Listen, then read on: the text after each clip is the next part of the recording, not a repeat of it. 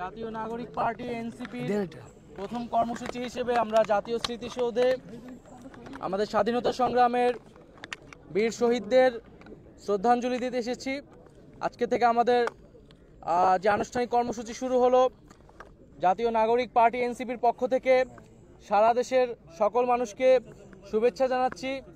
আমাদের এই ভূখণ্ডের জনপদের মানুষের যে লড়াইয়ের ইতিহাস রয়েছে, 1947 সালের আজাদির লড়াই থেকে শুরু করে 1971 সালের মহান স্বাধীনতা সংগ্রাম এবং 2024 সালের ছাত্র জনতার গণ অভ্যুত্থান, এই সকল লড়াইয়ের আকাঙ্ক্ষাকে ধারণ করেই আমরা নতুন বাংলাদেশ বিনির্মাণ করব এবং সেই লক্ষ্যেই এনসিপি কাজ করে যাচ্ছে।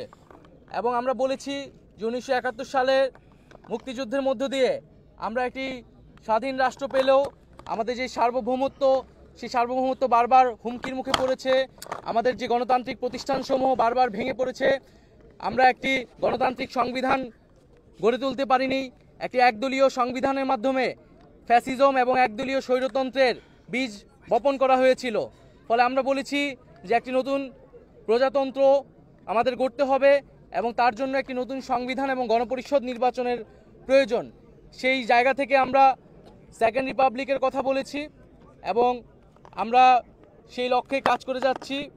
এবং জাতীয় নাগরিক পার্টি এই মুহূর্তে তার প্রথম লক্ষ্য হচ্ছে তার সাংগঠনিকভাবে কার্যক্রম বিস্তৃত করা, তৃণমূলে সাংগঠনিক কার্যক্রম বিস্তৃত করা এবং নিবন্ধন নিতে যেই ধরনের শর্তাবলী পূরণ করতে হয় সেই শর্তাবলী পূরণ করার দ্রুত সময়ের মধ্যে পূরণ করে আমরা নিবন্ধন কার্যক্রম আগাবো। এ মাসের মধ্যে আমরা আমাদের গঠনতন্ত্র যে প্রণয়নের কাজ, সেই প্রণয়নের কাজটি আমরা শুরু করব এবং আমাদের আজকের এই স্মৃতিসৌধে শ্রদ্ধাঞ্জলি নিবেদনের পরে আমরা রায়ের বাজার যাব।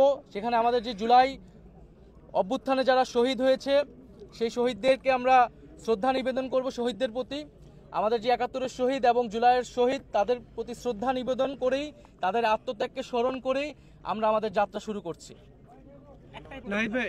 সেকেন্ড রিপাবলিক কি অথবা স্বপ্ন নাকি বাস্তবায়নযোগ্য বিষয়? এটি বিএনপি প্রশ্ন করতেছে, এরা আমরা বুঝি না, দুর্বোধ্য। আপনি বলবেন না দুর্বোধ্য কিনা সেকেন্ড রিপাবলিক? এটার সঙ্গে একটু যোগ করতে চাই, গণপরিষদ এবং সেকেন্ড রিপাবলিকের অনেক বিএনপি নেতা বলেছেন এর মধ্যে যে গণতান্ত্রিক প্রক্রিয়া সেটি দীর্ঘায়িত হবে, অনেকে ষড়যন্ত্রের কথাও বলছে। গণতান্ত্রিক প্রক্রিয়াকে বারবার দীর্ঘায়িত করা হয়েছে।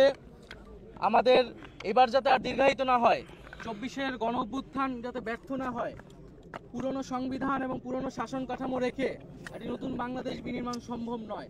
কেবলমাত্র সরকার পরিবর্তন করেই আমরা কিন্তু আমাদের জনগণের যেই কল্যাণ সেটি সম্ভব।